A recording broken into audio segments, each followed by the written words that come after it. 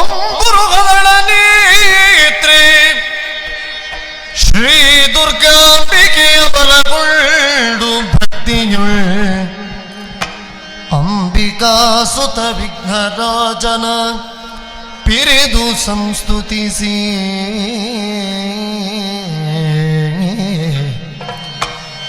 ಅಂಬುನಿದೆಯಾತ್ಮಜಗೆ ಕೈ ಮುಗಿದಂಬುಜ ಸರವಾಣಿಯರ ಪಾದಾಂಬುಜಕ್ಕೆ ಪರಮೃತ ವರ್ಣಿಪೆ ನೀ ಕಥಾಮೃತವ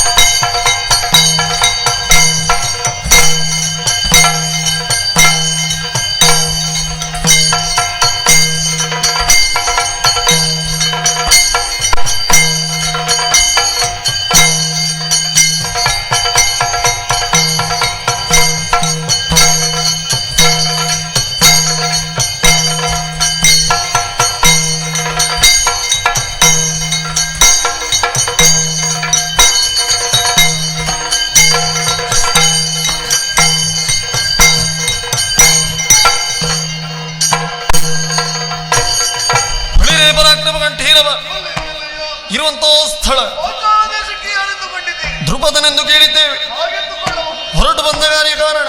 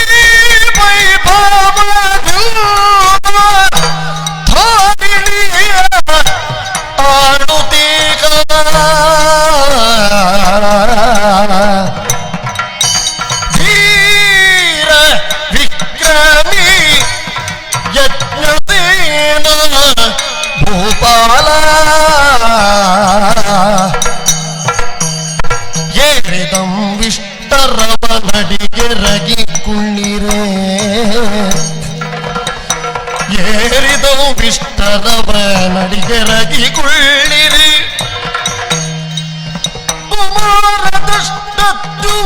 ಚೂರನು ಶಿಖಂಡಿ ಅರಗಿದಾಲಯದಲ್ಲಿ ಬುರಿದು ಪಾಂಡವರಗಿದ ಪರಿಗೇಳುತ್ತಾ ತಂಕಗೆ ರವಾದೆ ನಾನು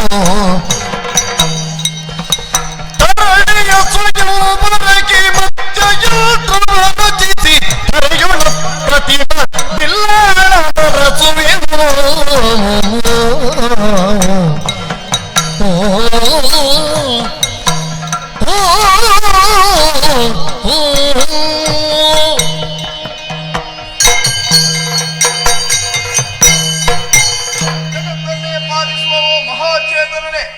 ನೀರೇ ರಕ್ಷಿಸಬೇಕು ಪ್ರಭು, ರಕ್ಷಿಸಬೇಕು. ಅಖಂಡವಾದ ಭರತ ಖಂಡದಲ್ಲಿ ರಾರಾಜಿಸುತ್ತಿರುವ ದೇಶ ಯಾವುದು ಅಂತ ಕೇಳಿದ್ರೆ ಅದು ನಮ್ಮದಾದಂತಹ ಪಾಂಚಾಲ ದೇಶ. ಇಲ್ಲಿಗೆ ಒಡೆಯಲಾಗಿ ದ್ರುಪದನೆಂಬ ನಾಮಧೇಯದಿಂದ ಪಾಂಚಾಲನು ಬಹು ಮೆರೆಯುತ್ತಾ ಇದ್ದೇನೆ. ಹೇಳಿಕೊಳ್ಳುವುದಾದ್ರೆ ಈ ಕಾಲಕ್ಕೆ ಕೇವಲ ಉತ್ತರ ಭಾಗ ನಮ್ಮದು, ಕೌಪಿಲ್ಯ ಹಾಗೂ ಇನ್ನೊಂದು ಪ್ರದೇಶ, ಇಷ್ಟಕ್ಕೆ ಮಾತ್ರ ನಮ್ಮ ಆಡಳಿತ ಸೀಮಿತವಾಯಿತು.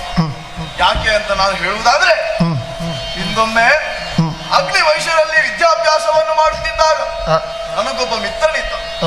ದ್ರೋಣ ಎಂಬ ಅಭಿದಾನವನ್ನು ಹೊಂದಿದವನಾಗಿದ್ದ. ಆ ಕಾಲದಲ್ಲಿ ನಾನು ಅವನಿಗೆ ಹೇಳಿದ್ದೆ, ಮಿತ್ರ, ನಿನಗೇನಾದರೂ ಕಷ್ಟ ಬಂದ್ರೆ ನನ್ನ ಬಳಿಗೆ ಬಾ, ನನ್ನದಂತಹ ಅರ್ಧ ರಾಜ್ಯವನ್ನೇ ಆ ಕಾಲದಲ್ಲಿ ಏನೋ ಹೇಳಿದೆ ಎಂಬ ಕಾರಣಕ್ಕಾಗಿ ನಾನು ಅಭಿಷಿಕ್ತನಾದ ಕಾಲದಲ್ಲೇ ಆತ ಬಂದನಲ್ಲ, ಅರ್ಧ ರಾಜ್ಯವನ್ನು ಕೊಡು ಎಂಬ ಹಾಗೆ ಕೇಳಿದ. ಒಲ್ಲೆ ಎಂದೆ. ಆ ಕಾಲದಲ್ಲೇ ಇಲ್ಲಿ ಶಪಥವನ್ನು ಗೈದ. ನಾನು ಕಲಿಸಿದಂತಹ ನನ್ನ ಶಿಷ್ಯರ ಕೈಯಿಂದಲೇ ನಿನ್ನನ್ನು ಹೆಡೆಮುರಿ ಬಂಧಿಸಿದ್ದೇನೆ ಎಂಬ ಹಾಗೆ ಮಾಡಿಬಿಟ್ಟನಲ್ಲ. ನೇರವಾಗಿ ಗಜಪುರಕ್ಕೆ ಸಾಗಿದ. ಅಲ್ಲಿ 100 ಮಂದಿ ಕೌರವಾದಿಗಳಂತೆ, 5 ಮಂದಿ ಪಾಂಡವರಂತೆ ಇವರಿಗೆ ವಿದ್ಯೆಯನ್ನು ಕಲಿಸಿದ. 104 ಜನ ನನಗೆ ಲೆಕ್ಕವೇ ಅಲ್ಲ. ಆದರೆ ಒಬ್ಬನಿದ್ದ ಅರ್ಜುನ, ಆತನನ್ನು ಬಂಧಿಸಿದ. ನೇರವಾಗಿ ಕೊಂಡು ಹೋಗಿ ಆ ದ್ರೋಣನ ಮಂಚದ ಕಾಲಿಗೆ ನನ್ನನ್ನು ಕಟ್ಟಿದ.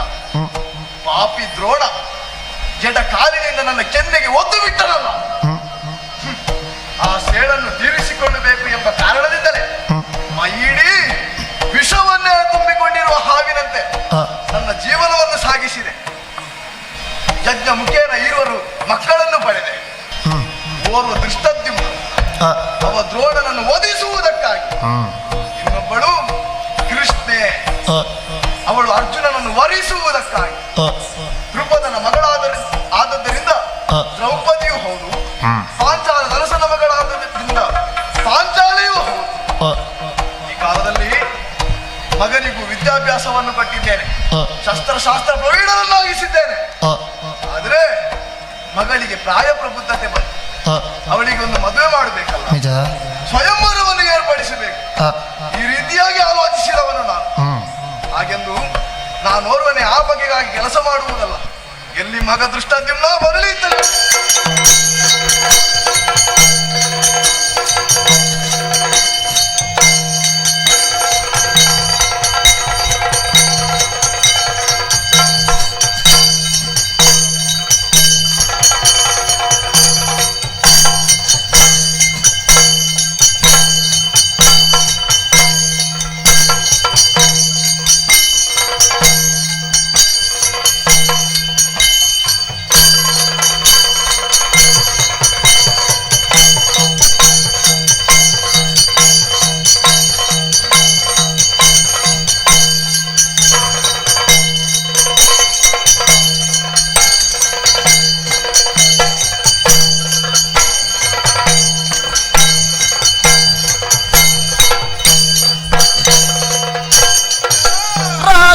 ರಾಜಕುಮಾರರಿಗೆಲ್ಲ ಪತ್ರವನು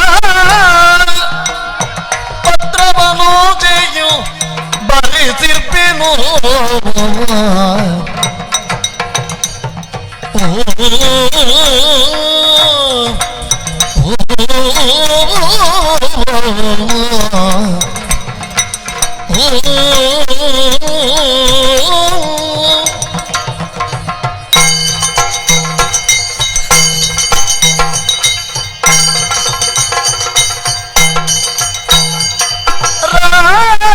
ರಾಜಕುಮಾರರಿಗೆಲ್ಲ ಪತ್ರವನು ಜೆಯು ಬರೆಸಿರ್ಪೆನು.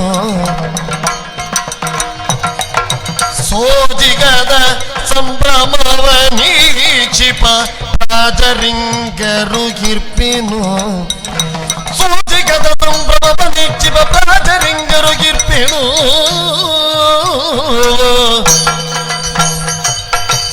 ರಾಜಕುಮಾರರಿಗೆಲ್ಲ ಪತ್ರವನ್ನು ಬರೆಸಿರ್ಪೆನು.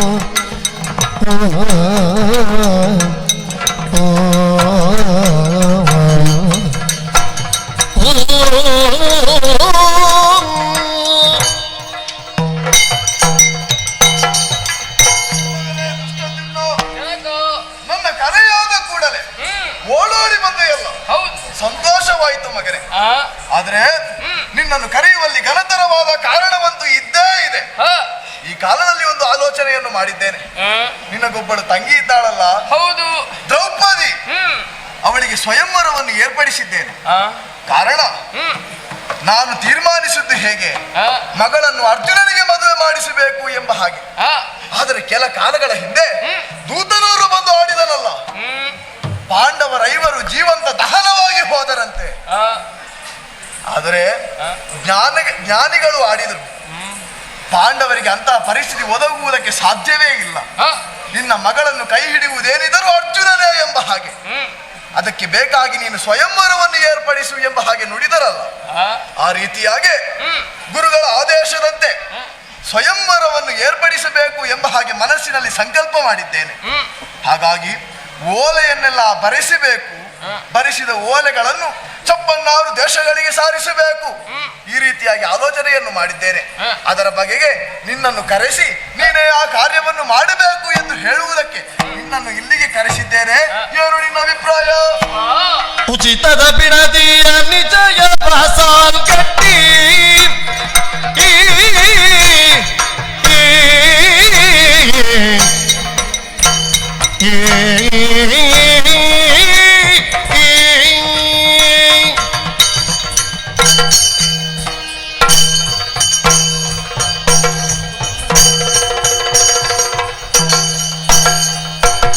ಉಚಿತದ ಬಿಡದಿಯ ನಿಜಯವಾಸ ಗಟ್ಟಿ ರಚಿತರಾಗಿರುವುದಪ್ಪ ರಚಿತರಾಗಿರುವುದಪ್ಪ ಸುಚರಿತ ಮಾದ ಪ್ರವಚನಕ್ಕೆ ಕರೆಸಿಗೆ ಸುಚರಿತ ಮಾದ ಪ್ರವಚನಕ್ಕೆ ಕರೆಸಿಗೆ ವಚನ ವಿಚಾರದರ ಕರೆಸಿಗೆ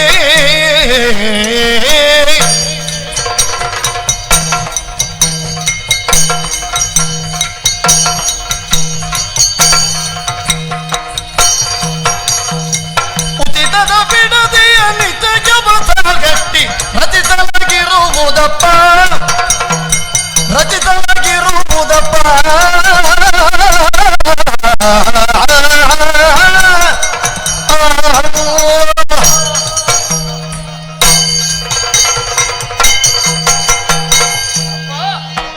ನನ್ನ ತಂಗಿಯಾದಂತಹ ದ್ರೌಪದಿಗೆ ಸ್ವಯಂವರ ಈ ವಿಚಾರವನ್ನು ಕೇಳಿದಾಕ್ಷಣವೇ ನನಗೆ ಮನಸ್ಸಿನಲ್ಲಿ ತುಂಬಾ ಸಂತೋಷವಾಗುತ್ತಾ ಇದೆ. ನಿನಗೆ ಮಾತ್ರ ಅಲ್ಲ, ನಮ್ಮ ಪ್ರಜಾವರ್ಗಕ್ಕೆಲ್ಲ ಸಂತೋಷವಾಗತಕ್ಕದ್ದು. ಹಾಗಾಗಿ ಈ ಕಾಲದಲ್ಲಿ ನೀವು ಆಡಿದಂತಹ ಮಾತು ನಾಳೆಯ ದಿನ ನಡೆಯುವಂತಹ ಸ್ವಯಂವರಕ್ಕೆ ಬರುವವರಿಗೆಲ್ಲರಿಗೂ ನೀವು ಆಮಂತ್ರವನ್ನು ಕಳಿಸ್ತೀರಿ ಎನ್ನುವ ಹಾಗೆ. ಆದ್ರೆ ಬಂದಂತಹ ಎಲ್ಲ ಅರಸು ಮಕ್ಕಳಿಗೆಲ್ಲ ಇರುವುದಕ್ಕೆ ಬಿಡಾರದ ವ್ಯವಸ್ಥೆ ಬೇಡುವೆ. ಬಿಡಾರ ಒಂದು ಬೇಕೇ ಬೇಕು. ಹಾಗಾಗಿ ಅದರ ಬಗ್ಗೆಯೂ ನೀವು ಚಿಂತಿಸಬೇಕಾದ ಬಿಡಾರಕ್ಕೆ ವ್ಯವಸ್ಥೆಯೂ ಬೇಕು. ಆ ಎಲ್ಲ ವ್ಯವಸ್ಥೆಗಳನ್ನು ಇರುವುದಕ್ಕೆ ಬಿಡಾರದ ವ್ಯವಸ್ಥೆ, ತಿನ್ನುವುದಕ್ಕೆ ಊಟೋಪಚಾರಗಳು. ಹಾಗಾಗಿ ಬೇಕಾದಂತಹ ಕಾಲಕ್ಕೆ ಅವರಿಗೆ ಬೇಕಾದಂತಹ ವ್ಯವಸ್ಥೆಯನ್ನು ಮಾಡುವಲ್ಲಿ ಮತ್ತೊಂದುಂಟು, ಪ್ರವಚನಾದಿಗಳನ್ನು ಕೂಡ ಏರ್ಪಡಿಸಬೇಕು. ಅದು ಖಂಡಿತವಾಗಿ ಅವರು ಕಾಲ ವ್ಯರ್ಥ ಮಾಡಕೂಡದು. ಆ ರೀತಿಯಾಗಿ ಜ್ಞಾನ ಸಂಪಾದನೆಯನ್ನು ಮಾಡಬೇಕು. ಹಾಗಾಗಿ ಬೇಕಾದವರಿಗೆ ಸಕಲ ವ್ಯವಸ್ಥೆಯನ್ನು ನಾನು ಸಿದ್ಧಪಡಿಸ್ತೇನೆ. ನಾಳೆಯ ದಿನದಲ್ಲಿ ನಡೆಯುವಂತಹ ಕಾರ್ಯಕ್ರಮಕ್ಕೆ ಬೇಕಾದಂತಹ ವಿಶೇಷವಾದಂತಹ ಕಾರ್ಯಕ್ರಮ, ಅದರ ಬಗ್ಗೆಯೂ ನೀವು ಚಿಂತಿಸಬೇಕಾದಂತಹ ಅಗತ್ಯವಿಲ್ಲ. ಸಕಲ ಸಿದ್ಧತೆಯನ್ನು ನಾನು ಮಾಡುತ್ತೇನೆ. ಆ ಬಗ್ಗೆ ಚಿಂತಿಸಬೇಕಾದಂತಹ ಸಂತೋಷವಾಯಿತು. ಎಲ್ಲ ಅಪ್ಪಂದಿರಿಗೆ ನಿನ್ನಂತ ಒಬ್ಬ ಮಗ ಇದ್ರೆ ಸಾಕು, ಮತ್ತೆ ತಲೆ ಬಿಸಿಯೇ ಇಲ್ಲ. ಆದೀತು, ಎಲ್ಲ ಜವಾಬ್ದಾರಿಯನ್ನು ನಿನಗೆ ವಹಿಸಿದ್ದೇನೆ. ಹಾಗೆ ನಾನು ಸ್ವಲ್ಪ ಅಂತಃಪುರದಲ್ಲಿ ವಿಶ್ರಾಂತಿ ಪಡೆಯುತ್ತೇನೆ. ಕಾಲ ವಿಳಂಬ ಸಲ್ಲದು, ಬೇಗ ಬೇಗ ಆಗಬೇಕು.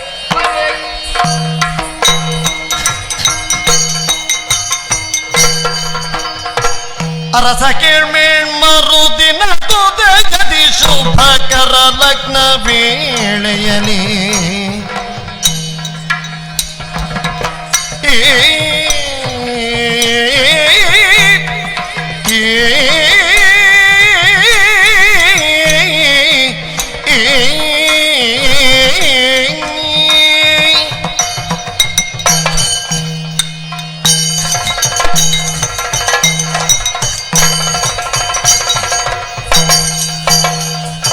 ಅರಸ ಕೇಳ್ಮೇಳ್ ಮರುದಿನದು ದಯದಿ ಶುಭಕರ ಲಗ್ನ ವೇಳೆಯಲಿ ಹೊರಟರು ಪಾಂಚಾಲಪುರಕ್ಕೆ ಪಾಂಡವರು. ಹೊರಟರು ಪಾಂಚಾಲಪುರಕ್ಕೆ ಪಾಂಡವರು. ಭೂಸುರರ ಸಮಾಜದಲ್ಲಿ ಅರಸಕ್ಕೆ ಮೆಣ್ಣರು ದಿನದು ದಯದಿ ಶುಭಕರ ಲಗ್ನ ವೇಳೆಯಲಿ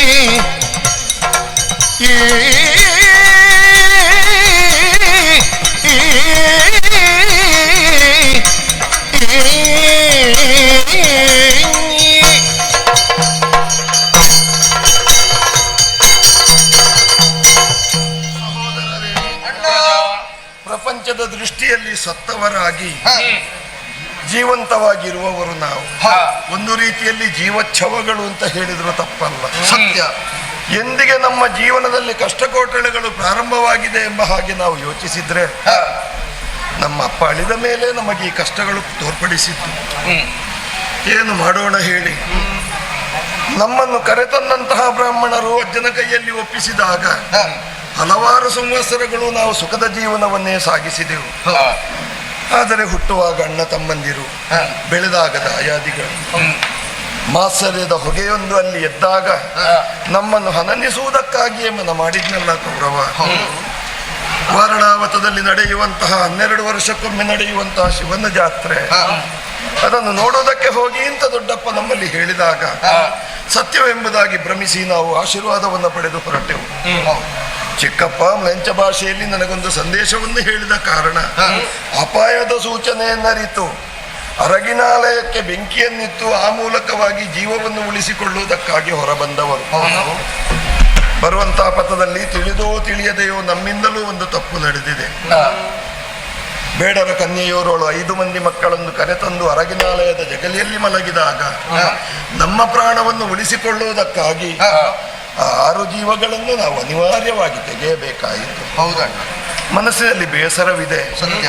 ಆದರೆ ಜೀವವನ್ನು ಉಳಿಸಿಕೊಳ್ಳುವುದು ನಮಗೆ ಆದ್ಯ ಕರ್ತವ್ಯವಾದ್ದರಿಂದ ಆ ಕಾರ್ಯವನ್ನು ಮಾಡದೆ ನಿರ್ವಾಹವಿಲ್ಲ. ಹಾಗೆಯೇ ಸುರಂಗ ಮಾರ್ಗವಾಗಿ ಹೊರಬಂದು ಬಿಲಮುಖದಿಂದ ನಾವು ಹೊರಬಂದೆವು. ಗಂಗೆಯನ್ನು ಉತ್ತರಿಸಿ ಮುಂದೆ ಸಾಗುವಾಗ ಹಿಡಿಂಬಾವನ್ನ ಸಿಕ್ಕಿತು.